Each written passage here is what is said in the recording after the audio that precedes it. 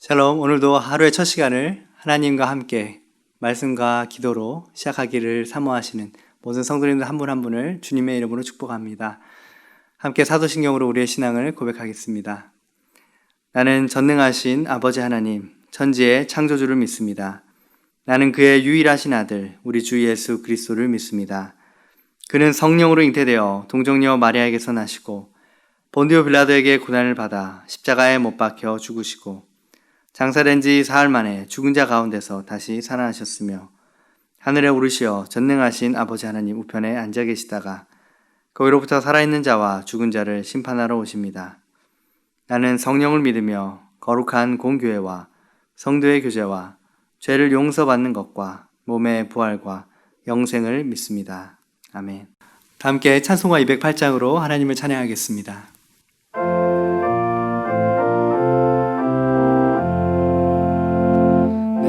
주의 나라와 주 계신 성전과 피 흘려 사신 교회를 늘 사랑합니다. 내 주의 교회는 전성과 같아서 눈동자같이 아끼사 늘 보호하시네. 이 교회 위하여 눈물과 기도로 내 생명 다하기까지 늘 봉사합니다. 성도의 교제와 교회의 위로와 구주와 맺은 언약을 늘 기뻐합니다.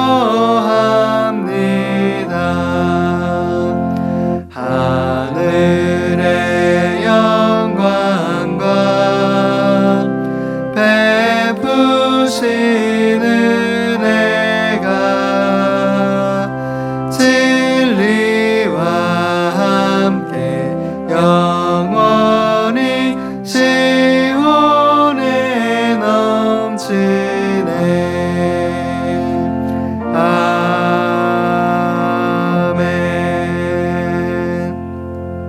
하나님께서 오늘 우리에게 주시는 말씀은 마태복음 20장 1절에서 10절 말씀입니다. 마태복음 20장 1절에서 10절 말씀을 제가 봉독해 드리겠습니다. 천국은 마치 품꾼을 얻어 포도원에 들여보내려고 이른 아침에 나간 집주인과 같으니 그가 하루 한 데나리온씩 품꾼들과 약속하여 포도원에 들여보내고 또 제3시에 나가보니 장터에 놀고 서 있는 사람들이 또 있는지라. 그들에게 이르되 너희도 포도원에 들어가라. 내가 너희에게 상당하게 주리라 하니 그들이 가고 제6시와 제9시에 또 나가 그와 같이 하고 제11시에도 나가보니 서 있는 사람들이 또 있는지라. 이르되 너희는 어찌하여 종일토록 여기 놀고 서 있느냐. 이르되 우리를 품꾼으로 쓰는 이가 없음이니이다. 이르되 너희도 포도원에 들어가라 하니라. 저물매 포도원 주인이 청지기에게 이르되 품꾼들을 불러 나중 온 자로부터 시작하여 먼저 온 자까지 싹쓸 주라 하니 제11시에 온 자들이 와서 한 데나리온씩을 받거늘 먼저 온 자들이 와서 더 받을 줄 알았더니 그들도 한 데나리온씩 받은지라. 오늘 마태복음 20장 말씀은 천국은 마치라는 표현으로 말씀이 시작되고 있는데요. 이 마태복음 20장 말씀을 통해서 예수님께서는 천국을 누리는 원리가 무엇인지 우리에게 비유를 통하여 또 예언을 통하여 또 사건을 통하여 우리에게 알려주십니다.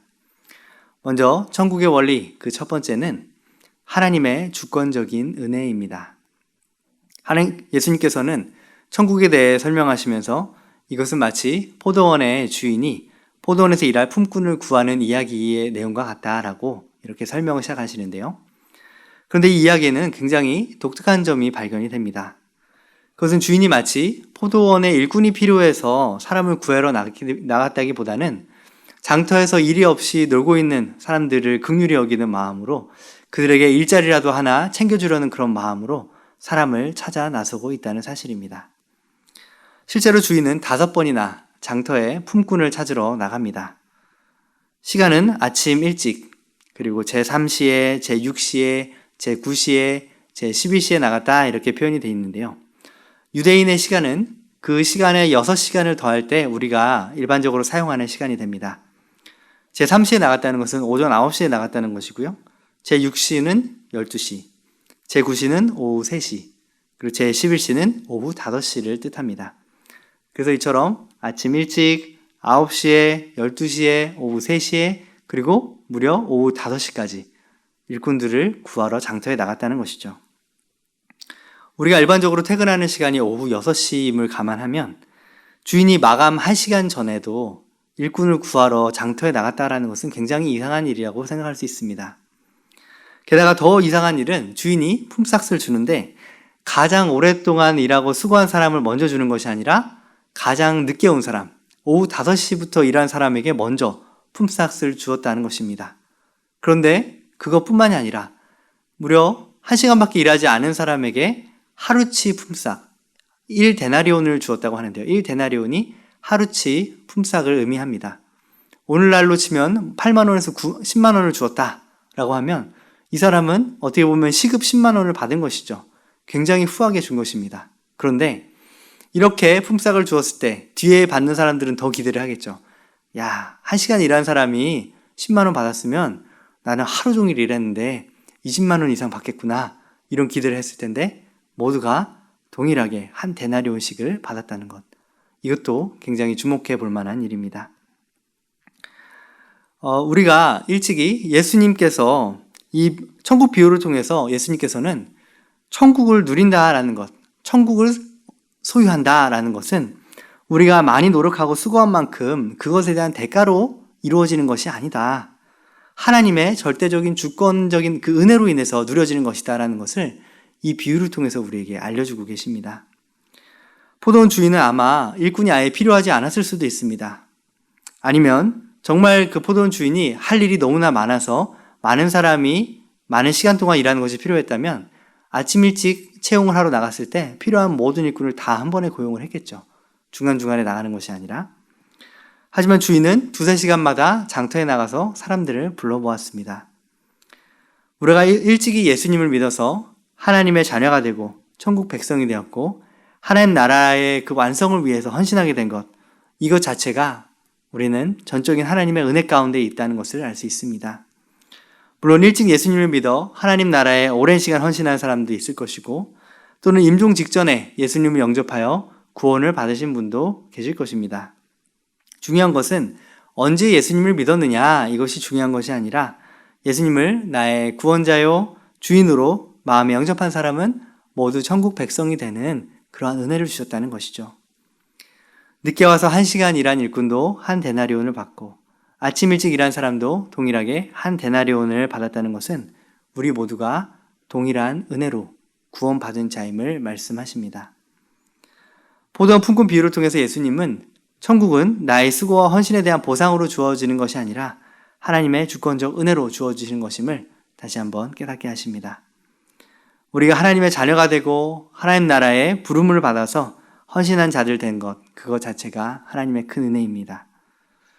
한편 늦게 와서 짧게 일한 일꾼이 아침 일찍부터 와서 수고한 일꾼과 동일하게 1데나리온을 받았다는 것, 이것을 보면서 뒤에 있던 사람들은 불평을 하기 시작했는데요. 우리도 동일한 잘못에 빠질 수 있음을 우리는 명심해야 합니다. 예수님을 일찍 믿어서 아니면 모태신앙이거나 이러한 분들 중에 나도 병상에서 임종 직전에 예수님 믿는 사람처럼 그렇게 믿었으면 참 좋았을 텐데 이런 생각하는 분 혹시 계신지 모르겠습니다. 내가 그렇게 예수 믿었다면 평소에는 정말 내 하고 싶은 대로, 내 즐기고 싶은 대로, 누리고 싶은 대로 다 살다가 죽기 직전에 예수 믿고 천당 가면 얼마나 좋나, 이런 생각하는 분 혹시 계실지 모르겠는데요. 이런 분들은 하나님 나라를 세우는 일에 동참하게 하시고 주님과 동행하는 그 풍성한 은혜에 대해서 아직 눈을 뜨지 못한 분들이실 것입니다. 시편 4편 7절 말씀에 보면 주께서 내 마음에 두신 기쁨은 그들의 곡식과 새 포도주가 풍성할 때보다 더하나이다. 다윗은 이렇게 고백을 했는데요. 하나님이 내 마음에 주신 기쁨은 곡식이 풍성하고, 이거 뭐예요? 나의 재산이 차곡차곡 쌓여가고, 새 포도주가 풍성하다. 이 포도주가 당시에는 기쁨을 상징하는 의미를 갖고 있는데요. 내가 정말 세상에 그 어떠한 기쁨으로 가득 찬 것보다도 주님이 내 안에 주신 기쁨이 더욱더 크다. 재산이 많아지는 것보다, 세상의 그 어떤 다른 즐거움의 이유보다 나는 하나님의 기쁨으로 충만합니다. 이렇게 고백하고 있는 이 시편 기자는 하나님 나라에 대한 눈이 띄어진 사람이죠. 마찬가지로 주님이 우리의 기쁨의 근원이 되지 못하는 사람, 그러한 사람들은 이 세상 그 어떤 것을 얻고 소유한다 할지라도 결코 만족할 수 없을 것입니다. 우리는 일찍이든 늦게든 하나님께서 우리를 하나님 자녀 삼아주셨고 하나님 나라 백성 삼아주셨고 주의 일에 동참하는 자로 불러주셨음을 감사하며 나아가야 합니다. 두 번째로 천국의 두 번째 원리는 바로 낮아짐과 섬김의 원리입니다. 예수님 자신이 고난을 당하시고 자기 목숨을 많은 사람의 대속물로 주기 위해서 이 땅 가운데 오셨습니다. 그런데 그것을 이제 예언하시는데요. 18절에서 19절 말씀입니다. 보라, 우리가 예루살렘에 올라가노니 인자가 대제사장들과 서기관들에게 넘겨지매 그들이 죽이기로 결의하고 이방인들에게 넘겨주어 그를 조롱하며 채찍질하며 십자가에 못 박게 할 것이나 제3일에는 살아나리라. 이처럼 예수님께서는 고난을 당하고 십자가에 달려 죽으시고 부활하실 것에 대해서 굉장히 무거운 말씀을 하고 계신데요. 이러한 분위기 파악을 하지 못하고 세베대의 아들, 이 세베대의 아들은 요한과 야고보를 의미합니다. 이 세베대의 아들의 어머니가 갑자기 치맛바람을 일으키면서 아들들을 데리고 와서 이 두 아들을 주님의 나라에서, 하나님의 나라에서 주님의 좌편과 주님의 우편에 앉혀달라 이렇게 요구를 합니다. 이 일을 보면 이 일을 통해서 예수님은 제 아들의 마음 가운데 이들이 세상에 높아지고 성공하는 것 같은 그 동일한 기준의 성공을 가지고 있구나. 이것을 주님은 간파하십니다. 그리고 예수님께서는 하나님의 나라의 원리는 세상 나라의 원리와 정반대되고 있다라는 것을 말씀해 주십니다. 25절에서 27절 말씀을 보면 이방인의 집권자들이 그들의 임의로 주관하고 그 고관들이 그들에게 권세를 부리는 줄을 너희는 알거니와 너희 중에는 그렇지 아니하야 하리니 너희 중에 누구든지 크고자 하는 자는 너희를 섬기는 자가 되고 너희 중에 누구든지 으뜸이 되고자 하는 자는 너희의 종이 되어야 하리라. 세상에서는 자기 임의대로 자기 마음대로 주관하고 다스리고 권력을 행사하는 자들을 높은 자들이라고 생각합니다. 하지만 하나님의 나라에서 크고자 하는 자는 섬기는 자가 되어야 하고 으뜸이 되고자 하는 자는 모든 사람의 종이 되어야 하는 그러한 나라입니다. 그리고 그 나라의 왕이신 예수님은 28절의 말씀처럼 인자가 온 것은 섬김을 받으려 함이 아니라 도리어 섬기려 하고 자기 목숨을 많은 사람의 대속물로 주려 함이라 이렇게 말씀하셨고 그 말씀대로 자기의 생명을 온전히 내어주시는 그 낮은 자리로 내려가셨습니다. 그런데 예수님이 이렇게 낮아지시는 그 결과가 무엇일까요? 그것은 하나님의 나라 원리를 너무나 명확하게 보여주는데요. 빌립보서 2장 6절에서 11절에 그 말씀이 나와 있습니다. 그는 근본 하나님의 본체시나 하나님과 동등됨을 취할 것으로 여기지 아니하시고 도리어 자기를 비워 종의 형체를 가지사 사람들과 같이 되셨고 사람의 모양으로 나타나사 자기를 낮추시고 죽기까지 복종하셨으니 곧 십자가에 죽으심이라. 이러므로 하나님이 그를 지극히 높여 모든 이름 위에 뛰어난 이름을 주사 하늘에 있는 자들과 땅에 있는 자들과 땅 아래에 있는 자들로 모든 무릎을 예수의 이름에 꿇게 하시고 모든 입으로 예수 그리스도를 주라 시인하여 하나님 아버지께 영광을 돌리게 하셨느니라. 아멘. 하나님께서는 이처럼 죽기까지 순종하셔서 가장 낮은 자리로 내려가신 예수님을 지극히 높이셔서 모든 이름 위에 뛰어나게 하셨고요.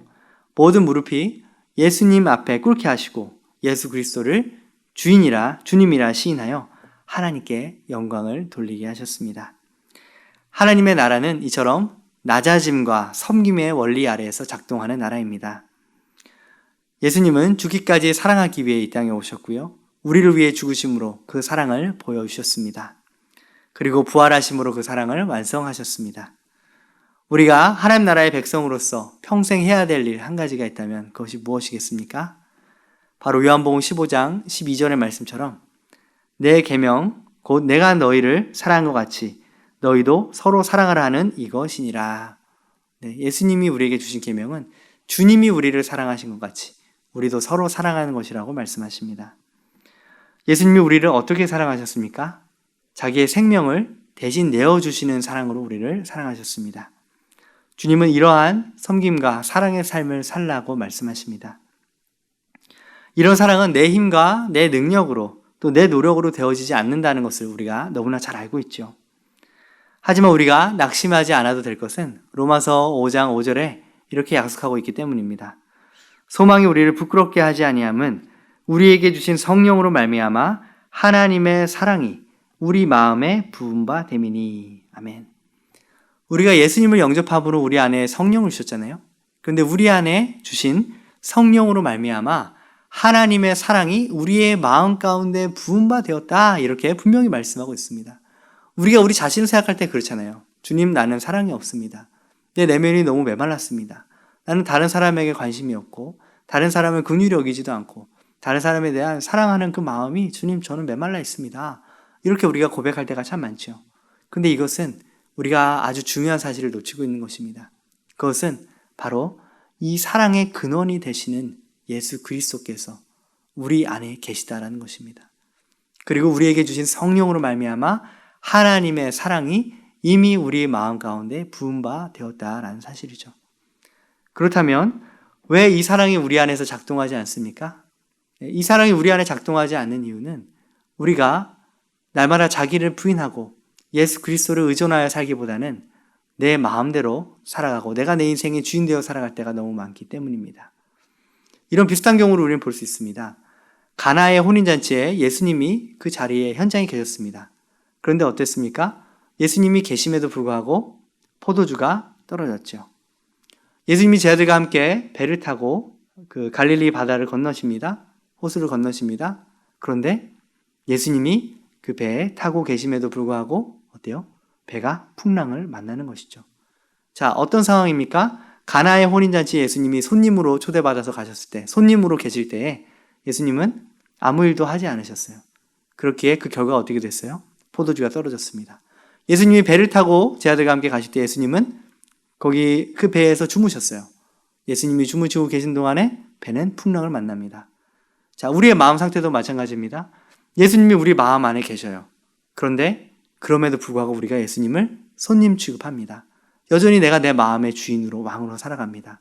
예수님 의식하지도 않고 의지하지도 않습니다. 그럴 때 우리는 사랑의 메마른 자로 서게 되는 것이죠. 그것을 어떻게 우리가 그러면 바꿀 수 있습니까?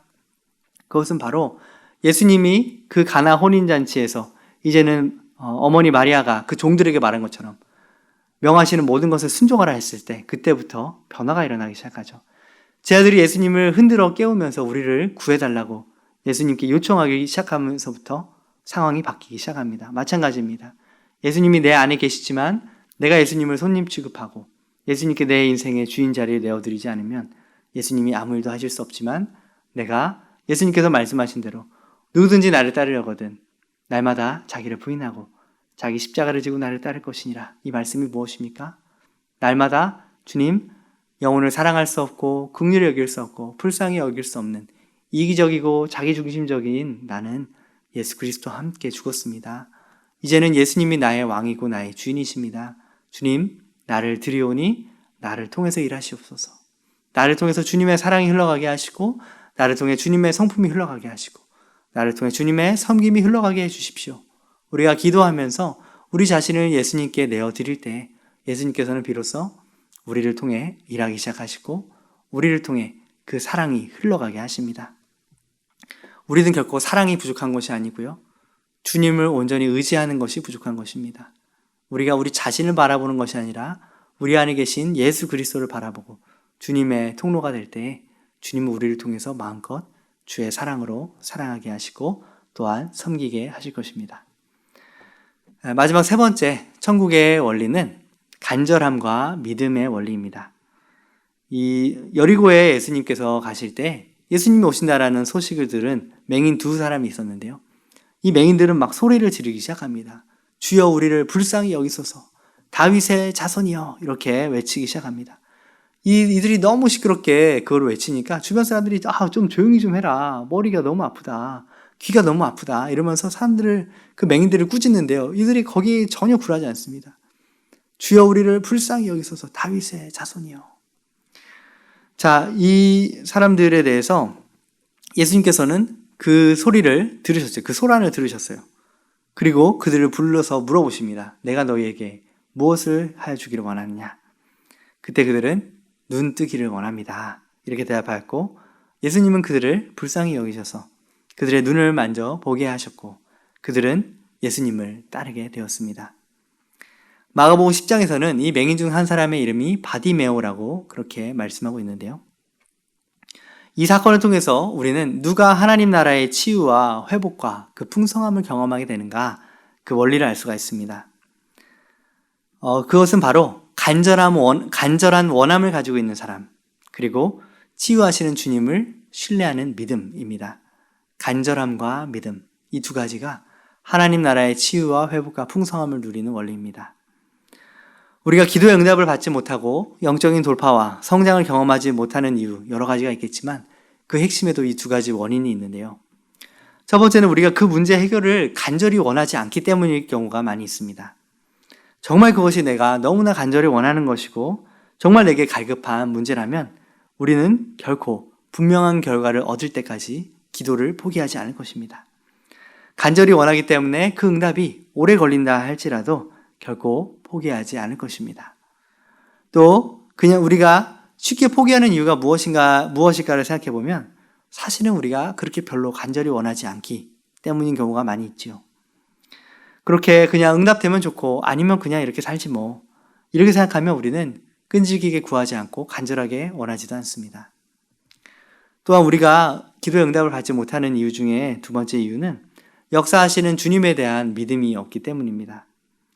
이것은 마치 아브라함과 사라가 각각 75세와 65세 때 하나님이 이들을 부르셨죠. 내가 너희로 큰 민족을 이루게 하겠다 약속하셨지만 그 후 11년간이나 지났음에도 불구하고 아무런 자식에 대한 소식이 없는 거죠. 그렇게 되자 아브라함과 하와는 하나님의 약속에 대한, 하나님께서 우리에게 자손을 주실 것에 대한 기대와 소망을 한풀 접게 되면서 사라가 제안을 하죠. 여종 하갈을 통해서 자식을 낳아라. 그래서 태어나게 된 것이 이스마엘이죠. 우리의 삶도 마찬가지입니다. 주님이 분명히 약속을 주셨어요. 주님이 분명히 말씀하셨어요. 그런데 우리는 그건 뭐 성경에 있는 좋은 말씀이지, 그게 나랑은 별로 상관없는 것 같아. 여호와는 나의 목자시니 내게 부족함이 없다고 말씀하지만 어떻게 사람이 부족함이 없이 살겠냐. 먼저 그의 나라와 의를 구하면 이 모든 걸 더하시겠다고 하지만 여전히 나는 무엇을 먹을까, 무엇을 입을까가 염려가 됩니다. 다 무엇입니까? 공급하시는 하나님에 대한 신뢰와 믿음이, 기대가 없는 것입니다. 이 맹인 바디메오는요, 이 두 가지가 너무나 명확한 사람이었습니다. 그는 간절함과 원함이 너무나 강력했어요. 예수님이 오신다라는 소문을 듣자마자 그는 그때부터 막 소리를 지르기 시작합니다. 다윗의 자손이여 나를 불쌍히 여기소서. 다윗의 자손이여 나를 불쌍히 여기소서. 그가 얼마나 소리를 쳤던지 주변 사람들이 좀 조용히 좀 해라, 좀 그만 좀 해라, 이렇게 꾸짖고 불평을 쏟아놓을 정도였습니다. 그리고 예수님께서 너를 부르신다라고 그렇게 그 소리를 듣고 나니까 이 사람이요, 뭘 했냐면 마가복음 10장에 보면 자세히 나와 있는데요, 그가 겉옷을 내버려 두고 뛰어 일어나 예수님께 나아왔다라고 그렇게 말씀하고 있습니다. 이 사람이 마음이 얼마나 간절했으면, 그 당시 겉옷은 이 맹인 바디메오에게 있어서는 거의 전재산과 같은 것입니다. 근데 그거를 고추장스러우니까 그냥 벗어 던져버리고 벌떡 일어나서 뛰어가는 거예요. 맹인이 뛴다라는 거 여러분 생각해 보셨습니까? 눈에 뭐가 잘 보이지도 않고 방향도 모를 텐데 부르신다고 하니까 그냥 막 뛰어가는 겁니다. 얼마나 마음이 간절한지를 알 수가 있겠죠. 또 이 바디메오는 이 믿음이 굉장히 명확한 사람이었어요. 그는 예수님을 그리스도로, 구약에서 말씀하신, 예언하신 그 다윗의 자손으로 오신 메시아로 분명하게 믿고 있었습니다. 그래서 그가 예수님을 부를 때 그렇게 말하죠. 다윗의 자손이여 나를 불쌍히 여기소서. 다윗의 자손으로 이 땅에 오신 메시아, 나의 구원자, 나의 치유자 되시는 예수님, 나를 불쌍히 여겨주십시오. 그 고백 안에 이미 예수님에 대한 믿음이 담겨져 있는 것입니다. 그가 간절히 예수님을 부르고 그 앞까지 뛰어가서 거두까지 내버리고 갈 수 있었던 이유는 예수님이 그리스도시고 그 예수님이 나를 치유하실 수 있는 분이시라는 명확한 믿음이 있었기 때문에 그는 그렇게 할 수 있었습니다. 하나님 나라의 치유와 회복, 풍성함과 부요함, 누가 경험할 수 있습니까? 바로 간절히 그것을 원하는 사람, 그리고 하나님께서 그것을 분명히 이루실 수 있다라는 명확한 믿음을 가진 사람이 그것을 누립니다. 잠언 8장 17절에 나를 사랑하는 자들이 나의 사랑을 입으며 나를 간절히 찾는 자가 나를 만날 것이니라, 이렇게 약속하셨고요. 히브리서 11장 6절에는 믿음이 없이는 하나님을 기쁘시게 하지 못하나니 하나님께 나아가는 자는 반드시 그가 계신 것과 또한 그가 자기를 찾는 자들에게 상 주시는 이심을 믿어야 할지니라, 이렇게 약속해 주셨습니다. 주님을 간절히 찾는 자가 주님을 만나게 될 것입니다. 하나님의 역사하심을 분명하게 신뢰하는 자가 그 역사가 이루어짐을 경험하게 될 것입니다. 이처럼 하나님의 나라는 어렵고 복잡한 것이 아니라 내가 그것을 간절히 원하는가, 그것을 이루실 주님을 분명하게 신뢰하는가, 이 두 가지에 달려 있습니다. 예수님께서는 우리에게 오늘 천국을 누리는 세 가지 원리에 대해서 보여주셨습니다. 천국은 오직 하나님의 주권적인 은혜로만 들어가는 곳임을 알려주셨고요. 천국에서 높은 자, 으뜸이 되고자 하는 자는 낮은 자리에서 섬기고 목숨까지도 내어주는 사랑으로 살아야 함을 알려주셨습니다. 내 안에 이미 찾아오신 예수 그리스도를 나의 주인 왕으로 섬기고 그 주님을 의지할 때 우리는 이러한 사랑의 삶을 살게 될 것입니다. 또한 하나님 나라의 치유와 회복과 그 부요함은 간절히 그것을 원하며 역사하시는 하나님을 신뢰하며 나아갈 때 그 실제를 경험하게 될 것입니다. 이러한 원리를 마음에 새기며 오늘도 우리를 구원해 주신 하나님께 감사하고 죽기까지 사랑으로 섬기며 간절히 믿음으로 주님께 기도하여 이 땅에서도 천국을 누리는 저와 여러분 되시기를 주님의 이름으로 축복합니다. 기도하겠습니다. 하나님 감사합니다. 주님, 무조건적인 또 절대적인 주님의 주권적 은혜로 우리를 택하시고 우리를 부르시고 우리를 하나님 자녀 삼으신 하나님의 은혜를 감사드립니다. 아버지, 우리가 그러한 은혜 받은 자로서 이제는 천국에서 하나님의 인정을 받는 삶은 어떠한 삶입니까? 그것은 바로 낮은 자가 되고 모든 사람의 종이 되며 죽기까지 사랑으로 섬기는 삶인 것을 우리는 예수님의 본을 통하여 알고 있습니다. 우리가 어떻게 그러한 삶을 살 수 있습니까? 우리 안에 주신 성령으로 말미암아 하나님의 사랑이 우리 마음 가운데 이미 부은 바 되었다 말씀하셨습니다. 그리고 사랑의 근원이신 예수 그리스도가 우리 안에 계십니다. 이제는 날마다 자기를 부인하고 예수님을 내 마음의 주인으로 온전히 인정하여 주님을 의지하고 주의 통로로 쓰임받음으로써 이 땅 가운데 주님의 사랑을 전하는 삶을 살게 하여 주시옵소서. 또한 하나님 나라의 치유와 회복, 그 부요함을 간절히 원하며 역사하시는 주님을 믿으며 주님께서 우리를 통해 일하시는 것을 경험하게 하여 주시옵소서. 우리가 모두가 이러한 믿음의 삶을 살기 원합니다. 하나님 나라를 간절히 갈망하는 자들 되기 원합니다. 그 실제를 경험하는 저희 모두가 되게 하여 주시옵소서. 이제는 주 예수 그리스도의 은혜와 하나님 아버지의 크신 사랑과 성령님의 교통하심이 오늘도 천국의 원리를 따라 구원하신 은혜를 감사하며 죽기까지 사랑으로 섬기며 또한 간절히 소망하고 또한 간절히 믿음으로 하나님 나라가 이 땅 가운데 임하는 것을 누리고 경험하기를 소원하는 주님의 모든 권속들 머리머리 위에 이제부터 영원까지 함께 하시기를 간절히 축원하옵나이다. 아멘. 함께 기도함으로 나아가겠습니다. 주권적인 은혜로 우리를 구원하신 하나님께 감사하며 나아갑니다. 우리도 예수님처럼 낮은 자리에서 섬기고 목숨까지 내어주는 사랑으로 사랑하게 하소서. 역사하시는 주님을 신뢰하며 간절히 구함으로 하나님 나라의 부요함을 누리고 나누는 그러한 삶을 살게 하옵소서 기도하겠고요. 코로나19 상황 속에서도 전심으로 주님을 사랑하며 이웃을 사랑하는 삶을 살게 하시고 명절 기간 동안 성도들과 또 가족, 친지들의 건강과 안전 지켜주시고 주님의 사랑과 은혜의 통로로 쓰임받을 수 있도록 또 랜선 실천 노트와 정식 기도를 통해 주님과 친밀히 동행하는 복된 삶을 살게 하여 주시옵소서. 함께 기도하며 주님 앞으로 나아가겠습니다.